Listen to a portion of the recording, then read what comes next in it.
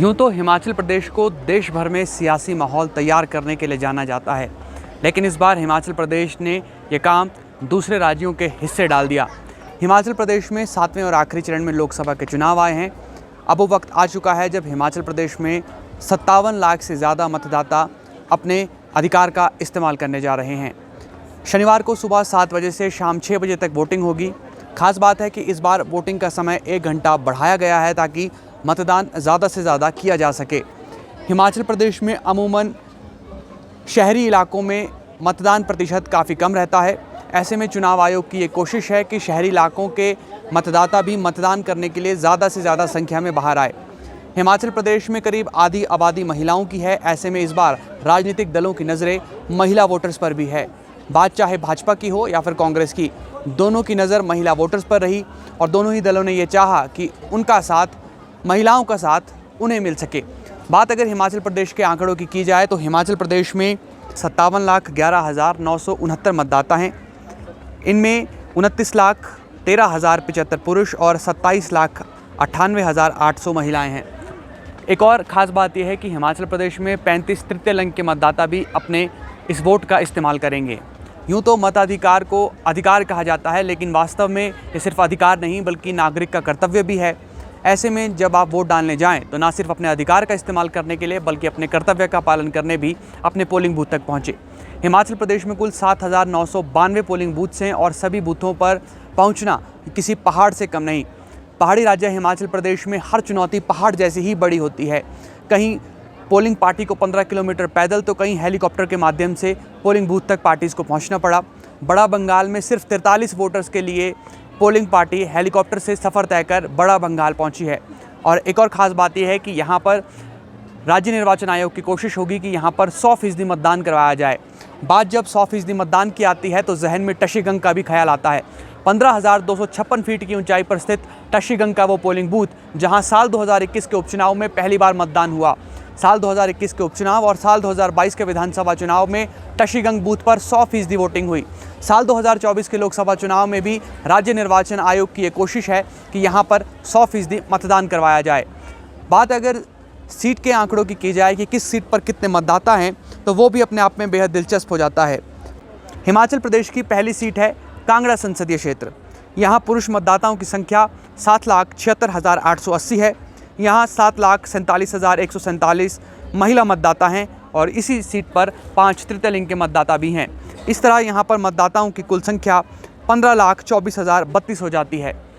कांगड़ा के लिए कहा जाता है कि कांगड़ा में जिसकी सबसे ज़्यादा सीटें आती है वो हिमाचल प्रदेश की सियासत पर राज करता है। लोकसभा में भी कांगड़ा की अत्यधिक महत्ता है क्योंकि कांगड़ा के साथ चंबा का इलाका भी लगता है और यहाँ पर जो 17 विधानसभा क्षेत्र हैं उनमें अभी कांग्रेस की बहुलता है। लेकिन ये देखना दिलचस्प होगा कि क्या कांग्रेस के प्रत्याशी आनंद शर्मा इसी तरीके की लीड अलग अलग सीटों से हासिल कर पाएंगे या नहीं। दूसरी सीट है मंडी संसदीय सीट। यहाँ से कंगना रनौत और मंडी संसदीय क्षेत्र में कांग्रेस के प्रत्याशी विक्रमादित्य सिंह चुनाव लड़ रहे हैं।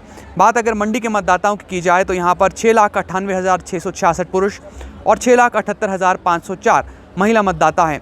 इस सीट पर 3 तृतीय लिंग के मतदाता भी हैं। इस तरह यहाँ पर मतदाताओं की कुल संख्या 13,77,173 है। बात अगर हमीरपुर संसदीय क्षेत्र की करें तो यहाँ से केंद्रीय मंत्री अनुराग ठाकुर लगातार 5वीं बार चुनावी रण में हैं। 50 साल के अनुराग ठाकुर 5वीं बार सांसद बनने के लिए लड़ाई लड़ रहे हैं और उनका मुकाबला इस बार सतपाल सिंह रायज़ादा से है। बात यहाँ पर अगर मतदाताओं की संख्या की जाए तो यहाँ पर 7,38,522 पुरुष और 7,17,562 महिला मतदाता हैं। इस लोकसभा क्षेत्र में सबसे ज़्यादा तृतीय लिंग मतदाता हैं। यहाँ तृतीय लिंग मतदाताओं की संख्या 15 है। इस तरह अगर कुल आंकड़े पर नज़र डाली जाए तो हमीरपुर में 14,56,099 मतदाता आते हैं। शिमला संसदीय क्षेत्र की बात करें तो शिमला संसदीय क्षेत्र में सुरेश कुमार कश्यप और विनोद कुमार सुल्तानपुरी के बीच मुकाबला है। सुरेश कश्यप दूसरी बार चुनावी रण में हैं और विनोद सुल्तानपुरी पहली बार लोकसभा का चुनाव लड़ रहे हैं।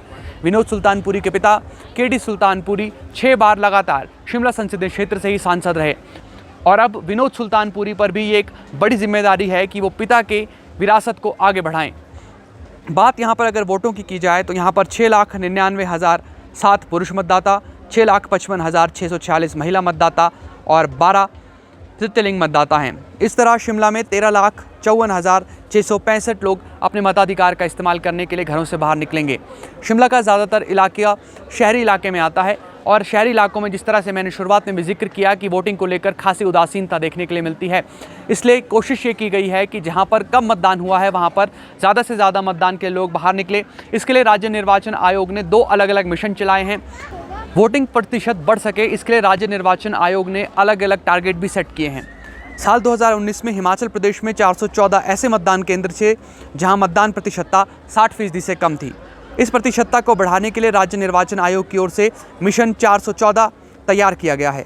इसके तहत 414 मतदान केंद्रों को विशेष तौर पर टारगेट किया जाएगा और यहां मतदान प्रतिशतता बढ़ाई जाएगी। इसके अलावा राज्य निर्वाचन आयोग ने 22 ऐसे विधानसभा क्षेत्रों को भी चिन्हित किया है जहां मतदान प्रतिशतता 70% से कम थी।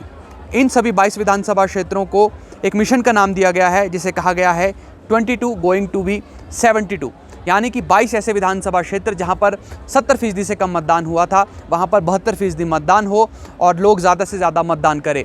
प्रदेश में सभी 4 लोकसभा सीट पर चुनाव के साथ 6 विधानसभा क्षेत्रों में उपचुनाव भी हैं। हमने आपको लोकसभा क्षेत्र के प्रत्याशियों की जानकारी तो दी, लेकिन अगर बात विधानसभा क्षेत्र के उपचुनाव की जाए तो धर्मशाला और लाहौल स्पीति में त्रिकोणीय मुकाबला है। धर्मशाला में सुधीर शर्मा बीजेपी से, देवेंद्र कुमार जग्गी कांग्रेस से और राकेश चौधरी निर्दलीय प्रत्याशी के तौर पर चुनावी रण में हैं। यहाँ मुकाबला त्रिकोणीय है। इसी तरह लाहौल स्पीति में बीजेपी से रवि ठाकुर, कांग्रेस से अनुराधा राणा और निर्दलीय प्रत्याशी के तौर पर डॉक्टर रामलाल मारकंडा चुनावी रण में हैं। यहाँ भी मुकाबला त्रिकोणीय है। खास बात है कि दोनों सीटों पर ही बगावत कर चुनाव लड़ रहे प्रत्याशी भारतीय जनता पार्टी के ही हैं। सुजानपुर की बात की जाए तो यहाँ पर रणजीत सिंह राणा कांग्रेस और भारतीय जनता पार्टी के राजेंद्र सिंह राणा के बीच मुकाबला है। इसके अलावा गगरेट विधानसभा क्षेत्र में चैतन्य शर्मा और राकेश कालिया के बीच मुकाबला है। चैतन्य शर्मा बीजेपी और राकेश कालिया कांग्रेस की टिकट पर चुनावी रण में हैं। इसके अलावा कुटलैहड़ विधानसभा क्षेत्र में कांग्रेस के विवेक शर्मा और बीजेपी के देवेंद्र कुमार भुट्टो चुनावी रण में हैं।